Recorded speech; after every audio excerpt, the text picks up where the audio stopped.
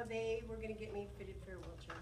He says, when you take her home, you got to get your house changed to a wheelchair accessible house, put ramps in, and that's going to be your life. I looked at him and I says, no, it's not. I says, I will prove you wrong.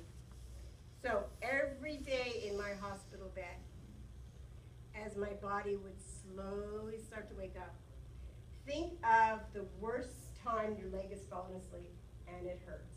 How many of you guys have had those? Okay, magnified about 3 times. As part of my body would come awake from my stroke, that's how painful it was. It hurt. Well, I would start making up exercises to do, because the more you can get your brain engaged with your body movements after a stroke, the better off you are. I would have these little water bottles, and I would pry my fingers open, and I'd put the water bottles in my hand, and I would start doing exercises in bed. I was always moving. Once my feet started to come awake, I would do hill slides. I'd take my heels to the bottom of the bed and slide my feet up, like this, okay? You're talking to somebody that was in bed that relied on somebody to bathe me, dress me, sit me up in bed, and feed me. I did not want that the rest of my life. I was determined. As in nursing school, you are taught the more you get engaged with your own self-care or the patient's care, the better they're going to be long-term. That's what I kept telling myself. I will get better. Well, every day I would go out in the hallways in the wheelchair, and I would go from room to room, and I would talk with head trauma patients. That part of the hospital is where they brought the guys in that had the motorcycle crashes. That was, oh, nothing's going to happen to me. And I would go and talk to them and try to be supportive to them, to get them on a positive attitude. Well, as I kept telling the doctors that I will walk again, I pushed myself harder and harder in rehab. This is the day on February 1st.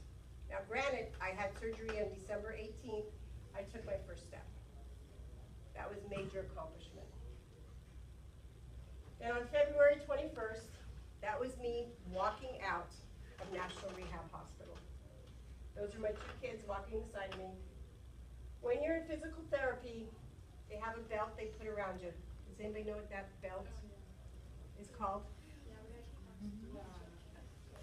A gait belt, so you know how important they are. So that was one of my proudest days in my life, was to be able to walk out of that.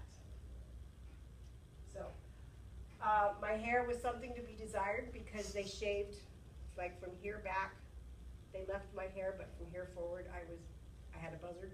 It wasn't the best